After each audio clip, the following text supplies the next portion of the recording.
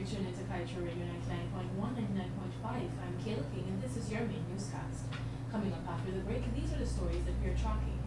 Illegal concrete factory set to the disrespectful foreigner has 24 hours to leave country. 3 ships alone in Stabroek Block will give Dutch company profits for the next 30 years. COVID-19 now airborne. US CDC advises, minister says mask wearing in offices necessary. China ramped up use to loan contract confidentiality clauses after 2014 report highlights. And Mingo received house lot 3 days before applying. Document reveals was allocated a month before elections last year. Do stay tuned.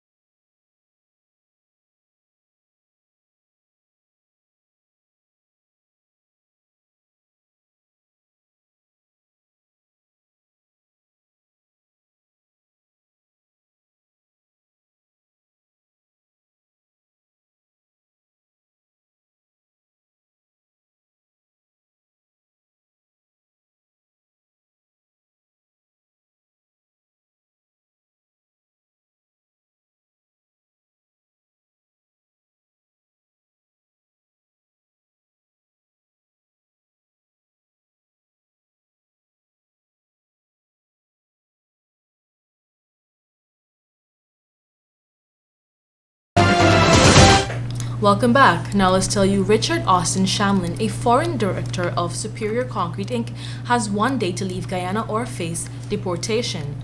This action that was handed down by the government authorities comes in wake of Shamlin's company being exposed by the media for illegally setting up a concrete factory at Houston Estates.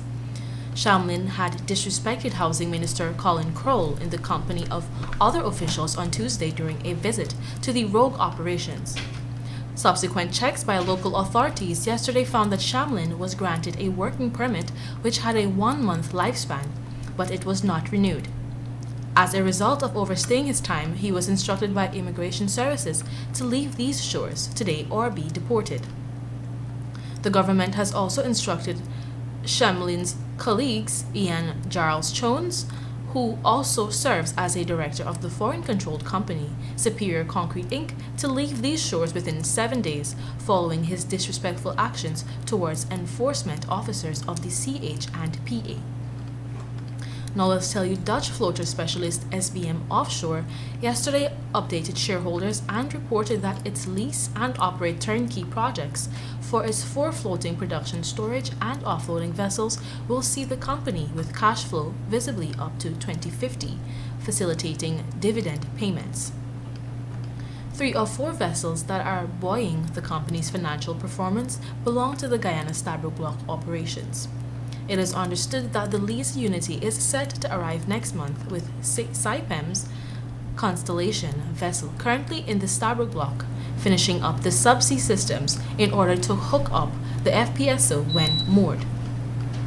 According to the information shared with shareholders by SBM Offshore's CEO, Bruno Chabas, the financial results over the first quarter of 2021 are in line with their expectation.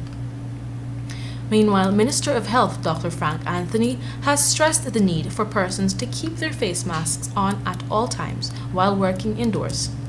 Dr. Anthony made this disclosure yesterday when he related the updated guidance from the U.S. Centers for Disease Control and Prevention that the virus has been found to be airborne. Previously, it was stated that the virus can be spread through aerosols, which were suspended fine particles or droplets of solids or liquids. Since it was believed that the virus was spread through droplets, there was the worldwide implementation of the 6 feet social distancing protocols.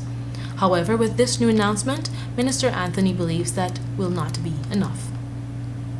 At this time, we tell you the Center for Global Development has highlighted that China's state-owned lending entities would have ramped up the use of confidentiality clauses in their loan contracts after 2014, showing a greater shift towards secrecy. This was done via a report titled How China Lends, a Rare Look into 100 Debt Contracts with Foreign Governments, which was compiled through collaboration with other key organizations. The report, which is the first systematic analysis of China's lending, assessed 100 loan contracts between China and governments in 24 developing countries and compared them to other contracts, those very countries linked with their bilateral, multilateral, and commercial creditors. According to the report, during the assessment, it was found that before 2014, confidentiality clauses were used, but not extensively. But from 2015, all of these contracts contained such clauses. This means that with that widespread use of confidentiality clauses after 2015, there was a pronounced shift towards greater secrecy in China's lending contracts. Documents confirmed as authentic by Minister of Housing and Water Colin Crowell revealed that controversial GCOM Region 4 returning officer Claremont Mingo had received a house lot last year, 3 days before he made an application and 1 month before the elections and his controversial role in it. In one document dated February 1st, 2020, Mingo and his wife, Waveney Mingo, were allocated a house lot at Plantation Experiment Housing Scheme West Coast, Berbice. The allocation letter was signed by the Director of Operations of the CH&PA, Shaflin Veloza, on behalf of the then CEO, Leland Saul. Get the full details in today's Kaieteur News. Coming up after the break, construction workers assaulted and robbed while sheltering from rain. Students enraged over suspension of Linen Nursing School programs. Ministry says move intended to address structural discrimination. Union condemns assault at mining camp, says matter should have been handed over to police. Stay tuned to stay informed.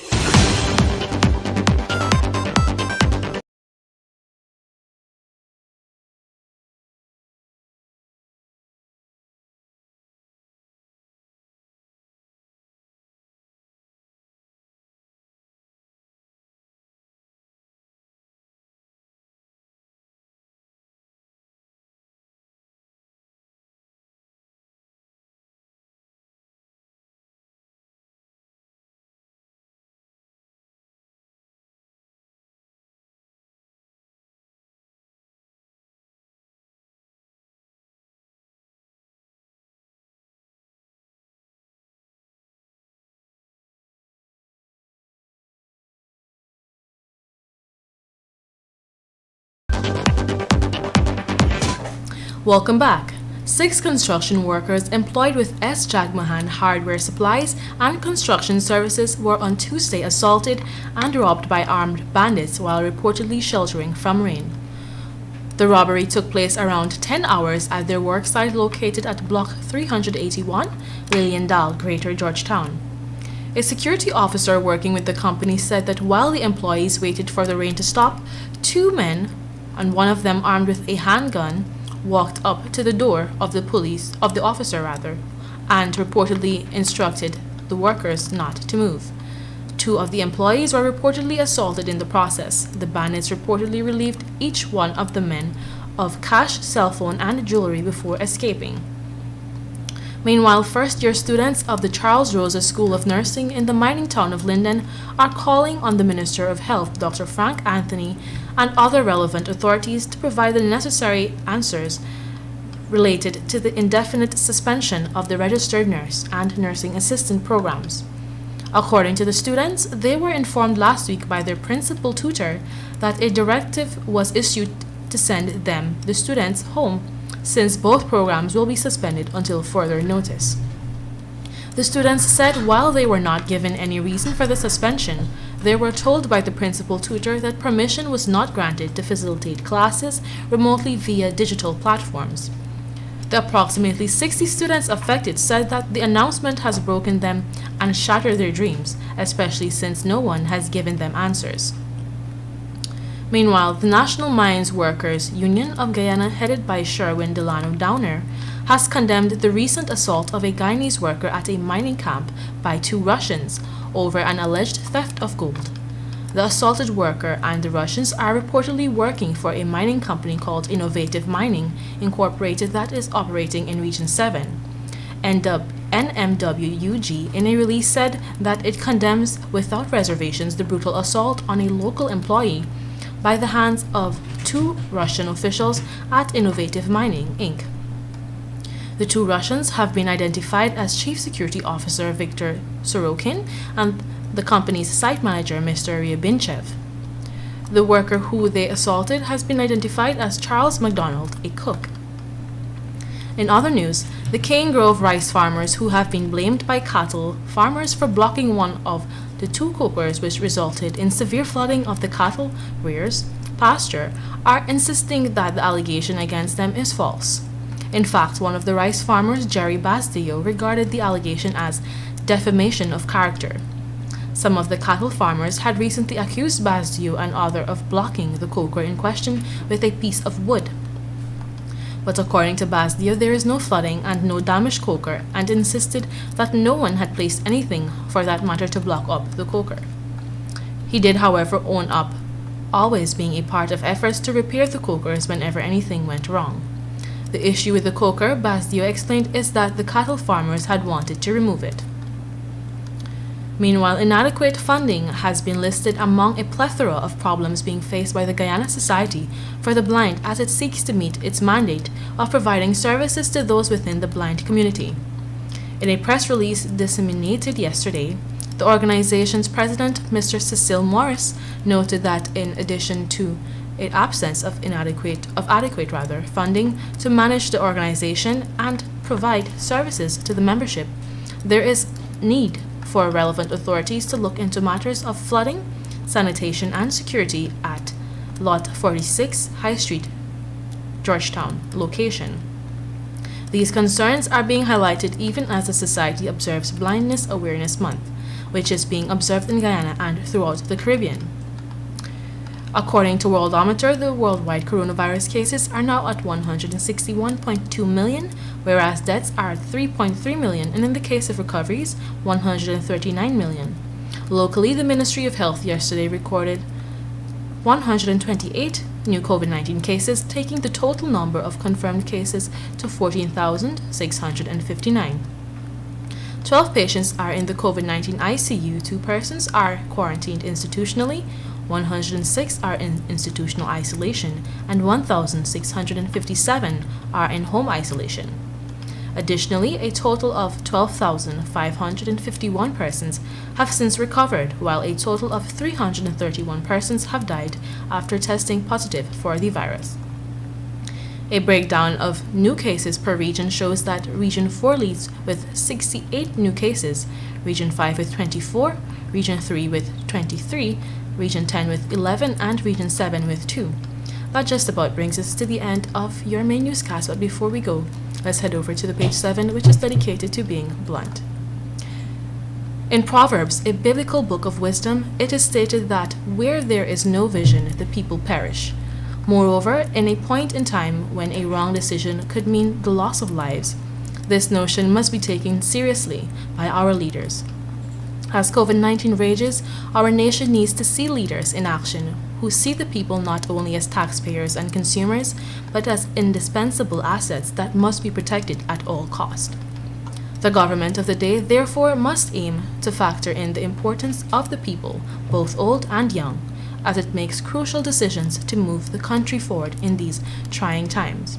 That just about brings us to the end of your news at noon. I am Kayla King. Thank you for listening.